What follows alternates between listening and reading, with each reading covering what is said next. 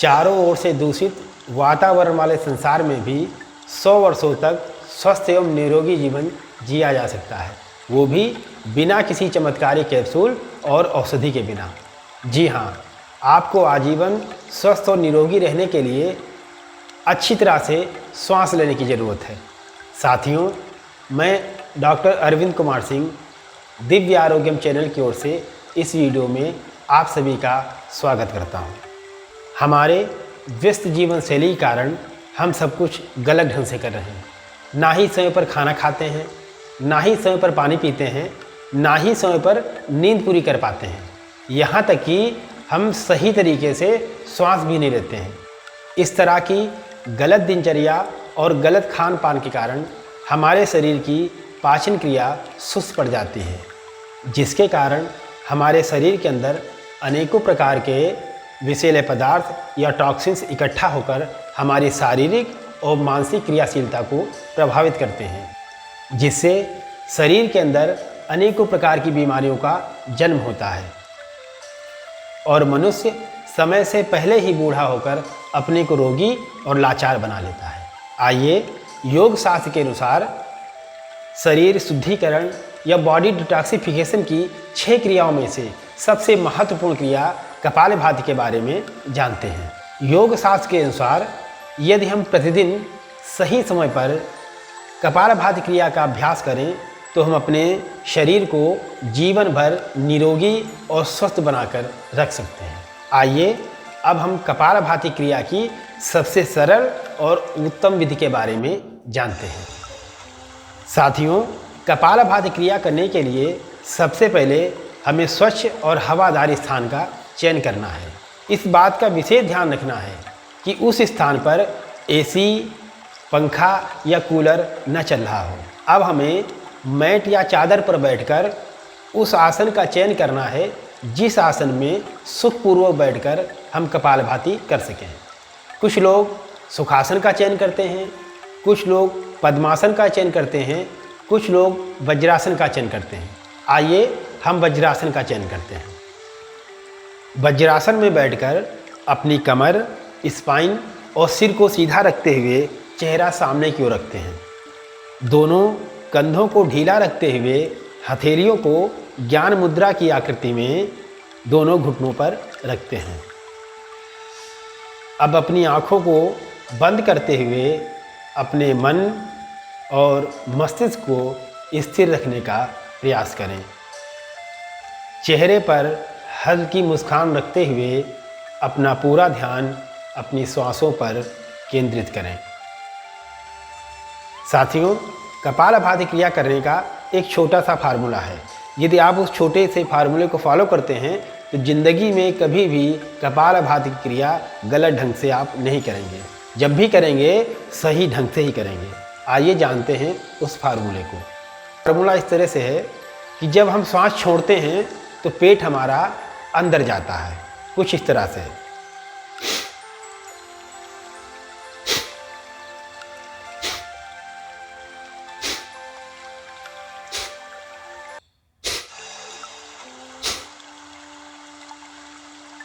श्वास बाहर तो पेट अंदर, पेट अंदर तो श्वास बाहर। बस इस फार्मूले को आप फॉलो करिए। जिंदगी में कभी भी आप कपालभाति क्रिया को गलत ढंग से नहीं करेंगे।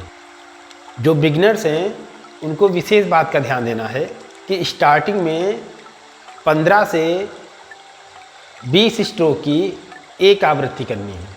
इस तरह से उनको डेली 5 आवृत्तियां करनी है। स्टार्टिंग में एक स्ट्रोक से दूसरे स्ट्रोक के बीच में 3 से 4 सेकंड की गैपिंग करनी है, कुछ इस तरह से।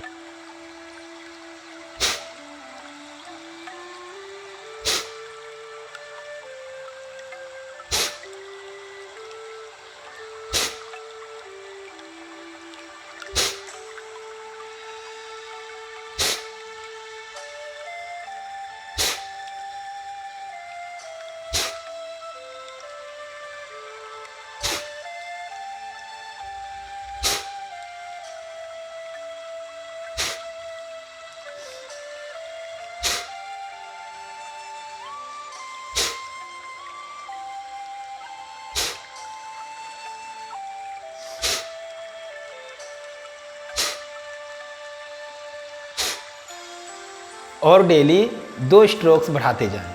कुछ दिनों बाद ये स्ट्रोक्स 1 मिनट में 50 से 60 स्ट्रोक तक पहुंच जाएंगे। कुछ इस तरह से।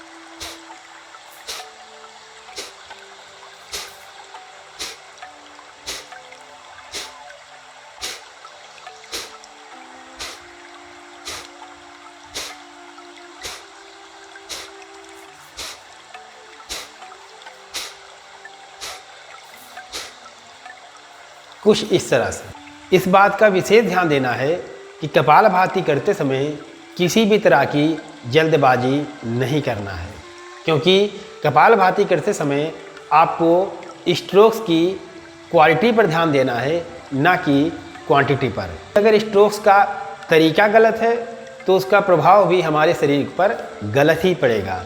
इसलिए अगर उसका पूरा फ़ायदा लेना है तो हमें अपने स्ट्रोक्स की क्वालिटी को ध्यान में रखना होगा। जब आप इस क्रिया में परफेक्ट हो जाएंगे तो स्ट्रोक्स की क्वांटिटी 1 मिनट में आप 100 से 200 बार भी कर सकते हैं।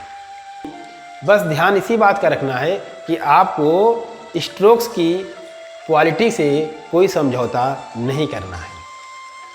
आइए अब हम जानते हैं कपालभाति क्रिया करने के लाभ। या कपालभाति क्रिया करने से हमारे शरीर में कौन कौन से लाभ होते हैं, उन लाभ के बारे में जानते हैं। साथियों, कपालभाति क्रिया का सबसे बड़ा लाभ ये है कि यदि सही समय पर प्रतिदिन हम कपालभाति का सही तरीके से अभ्यास करते हैं तो कपालभाति से हमारे शरीर के अंदर ऑक्सीजन और कार्बन डाइऑक्साइड की मात्रा संतुलित होती है, जिससे हमारे शरीर के सारे अंग अपना सुचारू रूप से कार्य करते हैं और हमारे शरीर को ऊर्जावान बनाए रखते हैं। कपालभाति का दूसरा लाभ, कपालभाति करने से हमारे मस्तिष्क में ऑक्सीजन की क्वांटिटी नॉर्मल रहती है, जिससे हमारा मन शांत रहता है। जब हमारा मन शांत रहेगा तो हम मानसिक अवसाद, तनाव, अनिद्रा जैसी बहुत बड़ी बीमारियों से बच सकते हैं। साथियों, कपालभाति क्रिया का तीसरा महत्वपूर्ण लाभ, कपालभाति क्रिया करने से हमारे फेफड़े मजबूत होते हैं, जिससे उनकी क्रियाशीलता बढ़ती है, जो हमें फेफड़ों से संबंधित किसी भी प्रकार की बीमारियों से बचाता है। कपालभाति क्रिया करने का चौथा लाभ, कपालभाति क्रिया करने से हमारे चेहरे पर अनचाहे बाल, झाइयाँ, आँखों के नीचे ब्लैक सर्किल्स या आँखों के नीचे काले काले धब्बे समाप्त हो जाते हैं। समय से पहले जिनके चेहरों पर झुर्रियाँ पड़ जाती हैं, उनकी झुर्रियाँ दूर हो जाती हैं, जिससे हमारे चेहरे पर निखार और तेज बढ़ता है।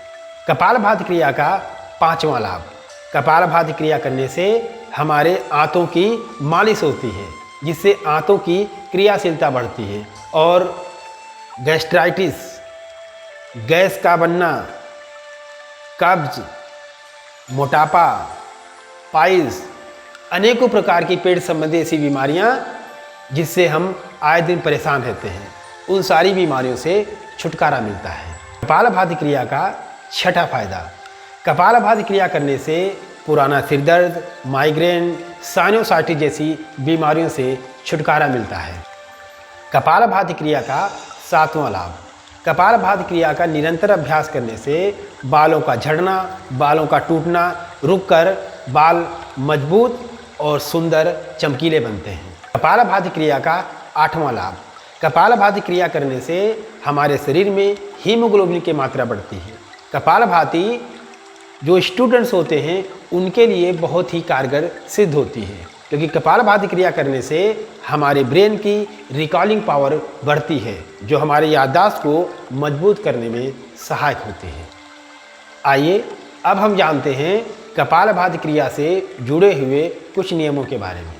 कपालभाति क्रिया हमेशा सुबह शौच के बाद खाली पेट ही करना चाहिए। कपालभाति क्रिया को कभी भी खाना खाने के बाद नहीं करना है।